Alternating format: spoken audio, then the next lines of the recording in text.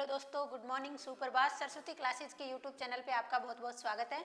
तो आरओ से संबंधित जो हमारी सीरीज चल रही थी प्रीवियस ईयर के क्वेश्चन की, उसी सीरीज को आगे बढ़ाते हुए आज हम नेक्स्ट वीडियो को लेके आए हैं। तो चलिए क्लास को स्टार्ट करते हैं।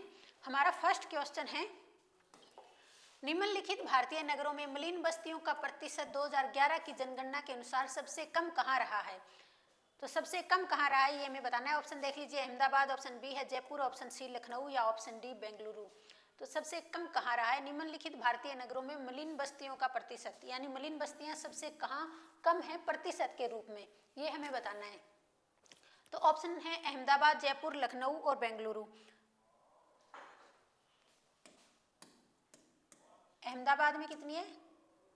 4.49%, जयपुर में 10.62%, लखनऊ में है 12.7% और बेंगलुरु में 8.39%। तो ये जो है प्रतिशत है इन सभी नगरों में मलिन बस्तियों का। सबसे कम कहाँ पे है? अहमदाबाद में। जयपुर में 10.62%, लखनऊ में ज़्यादा है सबसे 12.7%। इन चारों में से हमें बताना है, जो ऑप्शन दिए गए ना उन चारों में से सबसे कम कहाँ है।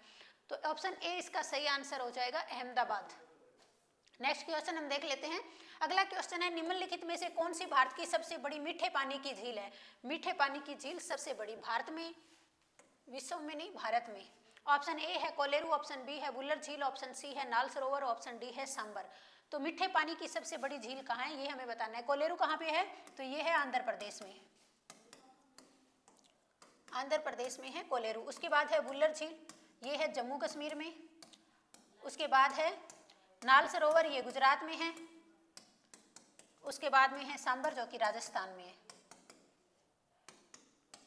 अगर आपसे पूछे कि खारे पानी की सबसे बड़ी झील भारत में, तो खारे पानी की हो जाएगी चिल्का झील, और ये कहाँ पे है? ये है उड़ीसा में। ठीक है। और हमारे से क्या पूछा गया? हमारे से पूछा गया है कि भारत में मीठे पानी की सबसे बड़ी झील हो जाएगी वुलर झील, जो कि जम्मू कश्मीर में है। ऑप्शन नंबर बी इसका सही आंसर हो जाएगा। जम्मू कश्मीर की वुलर झील जो है मीठे पानी की सबसे बड़ी झील है भारत में।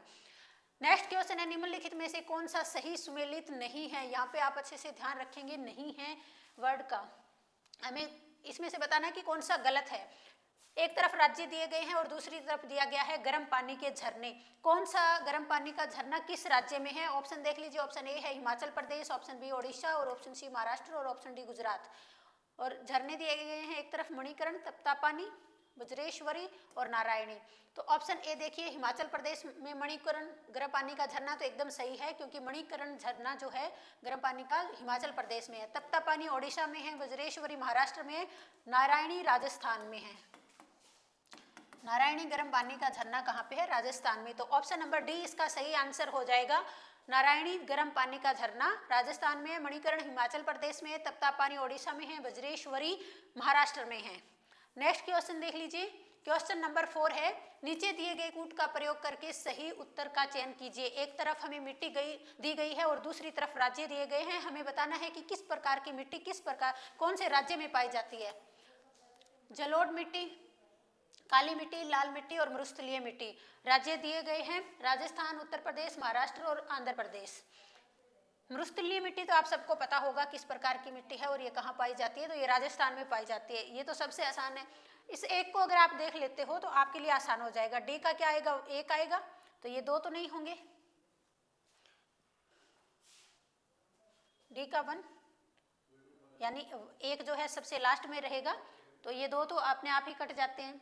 सबसे पहले है जलोढ़ मिट्टी। जलोढ़ मिट्टी कहाँ पाई जाती है? तो गंगा यमुना का जो क्षेत्र है वहाँ पे पाई जाती है जलोढ़ मिट्टी। और गंगा यमुना नदी कहाँ से बहती है? महाराष्ट्र, उत्तर प्रदेश, राजस्थान कहाँ से बहती है? उत्तर प्रदेश से। तो ए का क्या हो जाएगा? 2। और 2 किस में है? पहले 2, 3, 4, 1। काली मिट्टी कहाँ पाई जाती है? महाराष्ट्र में। और लाल मिट्टी आंध्र प्रदेश में। 2, 3, 4, 1 इसका उत्तर हो जाएगा। जलोढ़ मिट्टी पाई जाती है उत्तर प्रदेश में, काली मिट्टी महाराष्ट्र में, लाल मिट्टी आंध्र प्रदेश में और मरुस्थलीय मिट्टी आपकी पाई जाती है राजस्थान में। चलिए आगे बढ़ते हैं। क्वेश्चन नंबर 5 है, नाइजर जिसे क्या कहा जाता है? रामतिल।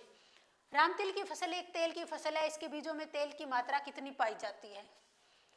ऑप्शन देख लीजिए, ऑप्शन ए है 7.16%, ऑप्शन बी है 17.26%, ऑप्शन सी है 27.36% या ऑप्शन डी 37.47%।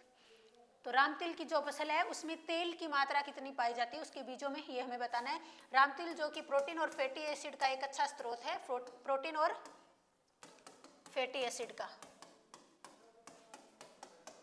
और इसके बीजों में 37 से 47% जो है तेल की मात्रा पाई जाती है। ऑप्शन नंबर डी इसका सही आंसर हो जाएगा, 37 से 47%। नेक्स्ट क्वेश्चन देख लीजिए, क्वेश्चन नंबर 6 है, फसल चक्र के संदर्भ में निम्नलिखित में से कौन सा कथन सही है। ऑप्शन देखिए, ऑप्शन ए है गहरी जड़ों वाली फसलों के बाद उसी तरह की फसलें उगानी चाहिए। ऑप्शन बी है फलीदार फसल के बाद बिना फली वाली फसल उगानी चाहिए। जब भी हम फसल उगाते हैं तो हमेशा बदल बदल कर फसल बोनी चाहिए, इससे मिट्टी की उर्वरकता बनी रहती है।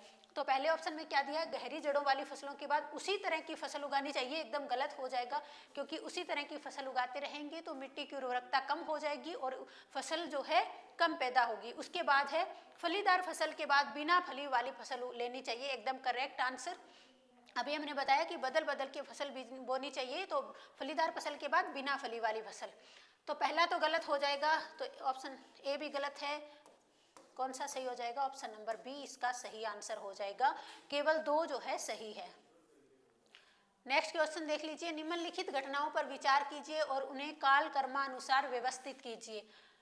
ये हमें घटनाएं जो है दी गई है और हमें इन्हें काल कर्मानुसार व्यवस्थित करना है। ऑप्शन ए है भारतीयों द्वारा चीनी उद्योग का विकास, ऑप्शन बी है रिषड़ा में प्रथम जूट मिल का प्रारंभ, ऑप्शन सी है भारत में स्टील का प्रथम बार उत्पादन या ऑप्शन डी बम्बई में प्रथम कपड़ा मिल का प्रारंभ। रिषड़ा आपके है वेस्ट बंगाल में, रिषड़ा कहाँ पे है, वेस्ट बंगाल में, और प्रथम जूट मिल का प्रारंभ कब हुआ था, ये सारी चीजें हमें बतानी है। क्वेश्चन नंबर 7 का आप सही आंसर देंगे तो ये हुआ था 1903 में, रिषड़ा में 1855 में, भारत में स्टील का प्रथम बार उत्पादन हुआ था 1874 ईस्वी में, और बम्बई में प्रथम कपड़ा मिल का प्रारंभ हुआ था 1854 में। ठीक है, भारतीयों द्वारा चीनी उद्योग का विकास 1903 में किया गया था, रिषड़ा में प्रथम जूट मिल का प्रारंभ 1855 में, भारत में स्टील का प्रथम बार उत्पादन 1874 में, और बम्बई में प्रथम कपड़ा मिल का प्रारंभ किया गया था 1854 में। 1853 में भारत में रेल चली थी, थाने से लेकर पुणे तक जो चलाया गया था रेल, और 1854 में बम्बई में प्रथम कपड़ा मिल का प्रारंभ हुआ था। अब इसमें सबसे पहले कौन सी घटना हुई थी, सबसे पहले बम्बई में कपड़ा मिल का प्रारंभ, ठीक है, 1854 ये आएगा सबसे पहले। भारतीयों द्वारा चीनी उद्योग का विकास ये कब हुआ था, ये हुआ था सबसे लास्ट में, यानी 1 नंबर सबसे लास्ट में आएगा।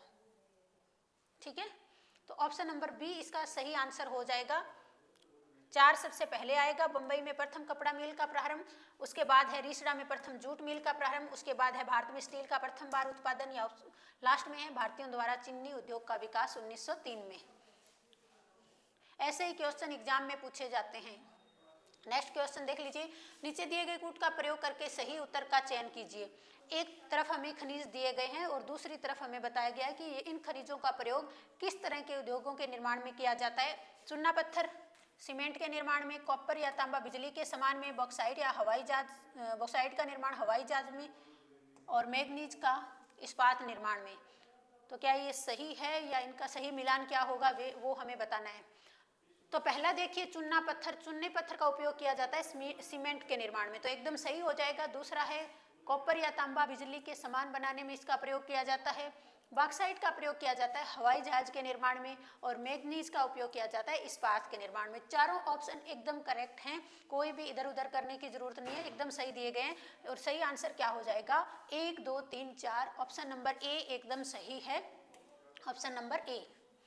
नेक्स्ट क्वेश्चन देख लीजिए, क्वेश्चन नंबर 9 है, जीवाश्म ईंधन के बाद भारतवर्ष की ऊर्जा आवश्यकताओं की पूर्ति के लिए दूसरा सबसे महत्वपूर्ण स्रोत कौन सा है। जीवाश्म ईंधन जिससे 51.7% जो है ऊर्जा प्राप्त की जाती है, वायु ऊर्जा से 10.2% की जाती है, और सौर ऊर्जा से 12.7%। ठीक है, हमें क्या बताना है, जीवाश्म ईंधन के बाद भारतवर्ष की ऊर्जा आवश्यकताओं की पूर्ति के लिए दूसरा सबसे बड़ा स्रोत, सबसे पहला तो कौन सा है, जीवाश्म ईंधन। जीवाश्म ईंधन होता है कोयले को जला के, जो कोयले को जलाकर ऊर्जा प्राप्त की जाती है उसे कहते हैं जीवाश्म ईंधन।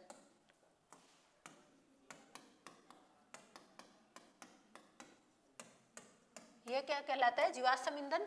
और सौर ऊर्जा जो है दूसरे नंबर पे है, जिससे 12.7% जो है ऊर्जा प्राप्त की जाती है। और सौर ऊर्जा से संबंधित अंतर्राष्ट्रीय गठबंधन जो है, अंतर्राष्ट्रीय संगठन, वो कहाँ पे है? हरियाणा के गुरुग्राम में। हरियाणा के गुरुग्राम में।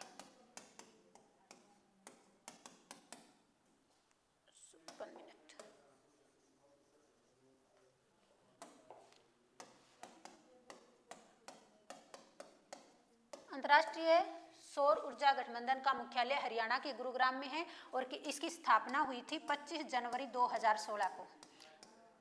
एकमात्र अंतर्राष्ट्रीय गठबंधन जिसका मुख्यालय भारत में है, भारत के हरियाणा के गुरुग्राम में, और इसकी स्थापना 25 जनवरी 2016 को हुई थी। और सौर ऊर्जा से जो है ऊर्जा प्राप्त करने में दूसरे स्थान पे है। ऑप्शन नंबर डी इसका सही आंसर हो जाएगा। नेक्स्ट क्वेश्चन देख लीजिए। क्वेश्चन नंबर 10 है, निम्नलिखित में से कौन सा लौह इस्पात संयंत्र नदी तट पर स्थित नहीं है? ये जो इस्पात संयंत्र दिए गए हैं, हमें बताना है कि कौन सा किसी नदी के तट पर नहीं है। ऑप्शन ए है भिलाई, ऑप्शन बी है बोकारो, ऑप्शन सी जमशेदपुर, या ऑप्शन डी भद्रावती। भिलाई है छत्तीसगढ़ में, उसके बाद बोकारो, ये कहाँ पे है? झारखंड में। जमशेदपुर ये भी है झारखंड में, जिसे हम टिस्को भी कहते हैं। भद्रावती ये है कर्नाटका में। तो हमें बताना है कि कौन सा किसी नदी के तट पे नहीं है। कर्नाटक में जो भद्रावती है, कौन सी नदी के किनारे है? भद्रावती इस्पात संयंत्र भद्रा नदी के किनारे कर्नाटक में। जमशेदपुर इस्पात संयंत्र जो झारखंड में है, ये स्वर्ण नदी के किनारे हैं। उसके बाद में है बोकारो, झारखंड में है, ये दामोदर नदी के किनारे है। उसके बाद में है भिलाई, छत्तीसगढ़ में है, ये हावड़ा मुंबई रेलवे लाइन पे है। ये किसी नदी के किनारे ना होकर हावड़ा मुंबई रेलवे लाइन पे स्थित है भिलाई। ऑप्शन नंबर ए इसका सही आंसर हो जाएगा। भिलाई किसी भी नदी के तट पर स्थित नहीं है। बाकी तीनों, बोकारो जो है दामोदर नदी के किनारे, जमशेदपुर झारखंड में है, ये स्वर्ण नदी के किनारे, भद्रावती कर्नाटक में भद्रा नदी के किनारे। भिलाई और बोकारो सोवियत संघ की सहायता से स्थापित किए गए थे, राउरकेला जर्मनी की सहायता से। क्वेश्चन नंबर 11 है, समुद्री चक्रवाती तूफान तोकते या ताउते, दोनों नामों से इसे जाना जाता है, किस सागर में उत्पन्न हुआ था? ऑप्शन देख लीजिए। बंगाल की खाड़ी में, हिंद महासागर में, कैस्पियन सागर में, या अरब सागर में। समुद्री चक्रवाती तूफान जिसने भारत के गुजरात में सबसे ज़्यादा तबाही मचाई थी, उसके बाद महाराष्ट्र, कर्नाटका और केरला में भी कुछ इसका काफ़ी जो है नुकसान देखने को मिला था, और सबसे ज़्यादा तबाही मचाई थी गुजरात में। तो इस साइड कौन सा सागर है? अरब सागर। कौन सा सागर है यहाँ पे? अरब सागर। तो ये कहाँ पे आया था? अरब सागर में। ऑप्शन नंबर डी इसका सही आंसर हो जाएगा। इससे पहले निसर्ग जो आया था वो भी अरब सागर में ही आया था। ताउते नाम किसके द्वारा दिया गया था? म्यांमार के द्वारा। ये भी आप याद रखेंगे, नाम दिया गया था म्यांमार के द्वारा, और इसका अर्थ होता है बहुत ज़्यादा शोर करने वाली छिपकली। नेक्स्ट क्वेश्चन देख लीजिए। क्वेश्चन नंबर 12 है, निम्नलिखित युग्मों में से कौन सा सुमेलित नहीं है? कौन सा सुमेलित नहीं है ये हमें बताना है।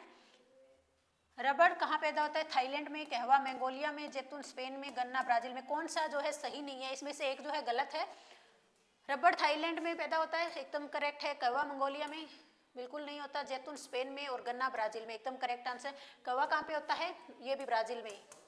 सबसे ज़्यादा कहाँ होगा? ब्राजील में। और भारत में अगर बात करें तो भारत में कहवा कहाँ पे प्राप्त होता है? ये होगा कर्नाटक में। इसका सही आंसर हो जाएगा ऑप्शन नंबर बी, यानी कहवा सबसे ज़्यादा ब्राजील में पैदा होता है, रबड़ थाईलैंड में, जैतून स्पेन में, और गन्ना भी ब्राजील में। नेक्स्ट क्वेश्चन देख लेते हैं। क्वेश्चन नंबर 13 है, निम्नलिखित में से विश्व में मछली का सबसे बड़ा उत्पादक देश कौन सा है? मछली सबसे ज़्यादा कहाँ पैदा करते हैं? कौन से देश के लोग जो हैं सबसे ज़्यादा मछली पकड़ते हैं? तो ये आपके लिए बहुत ही आसान हो जाएगा। मछली जैसी आंखों वाले कौन होते हैं? चाइना के लोग। तो सबसे ज़्यादा अकेले 35% जो है मछली उत्पादन कौन करता है? चाइना। विश्व में मछली का सबसे बड़ा उत्पादक देश कौन सा है? चाइना। क्वेश्चन नंबर 14 देख लीजिए। निम्नलिखित में से किस देश में उसकी कुल ऊर्जा आवश्यकता का 99% जल विद्युत से प्राप्त होता है? ऊर्जा आवश्यकता का 99% जल विद्युत से, अच्छा 100% कौन से देश में होता है, तो वो होता है प्रागवे में। और 99% कहाँ होता है बताइए शाबाश। ऑप्शन है न्यूजीलैंड, स्विट्जरलैंड, नॉर्वे और ब्राजील। तो इसका सही आंसर हो जाएगा ऑप्शन नंबर सी, यानी अपनी ऊर्जा आवश्यकता का 99% नॉर्वे जो है जल विद्युत से प्राप्त करता है और 100% जो है प्रागवे प्राप्त करता है।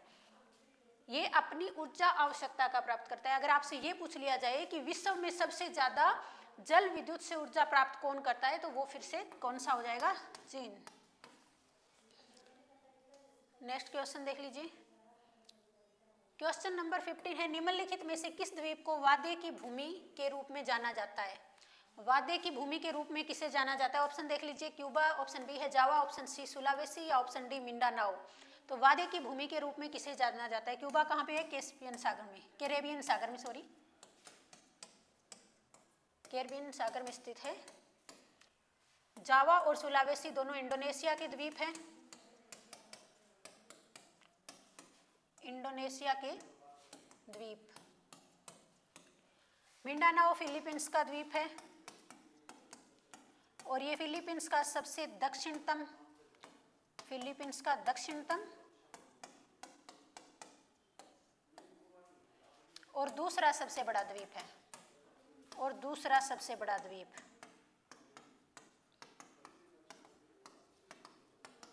नोट कर लीजिए आप इन सभी चीजों को, इंपॉर्टेंट है ये आपके एग्जाम के लिए। कैरेबियन सागर में कौन सा है, क्यूबा, जावा, इंडोनेशिया, जावा और सुलावेसी दोनों ही इंडोनेशिया के द्वीप है। फिलीपींस का द्वीप है मिंडानाओ, जो कि फिलीपींस का सबसे दक्षिणतम और सबसे बड़ा द्वीप है। लेकिन अगर आपसे पूछा जाए कि वाद्य की भूमि के रूप में किसे जाना जाता है, तो वो जाता है जाना जाता है मिंडानाओ को, और मिंडानाओ फिलीपींस का द्वीप है। तो आज की जो क्लास में हमने 15 क्वेश्चन को देख लिया, और सारे के सारे ये आपके लिए मोस्ट इंपॉर्टेंट है, किसी भी एग्जाम में आपसे पूछे जा सकते हैं। आरओ और एआरओ के एग्जाम में भी ये क्वेश्चन जो है पूछे गए हैं। तो इन क्वेश्चन को आप अच्छे से कंप्लीट कर लीजिए। नेक्स्ट वीडियो में फिर मिलेंगे, तब तक के लिए धन्यवाद।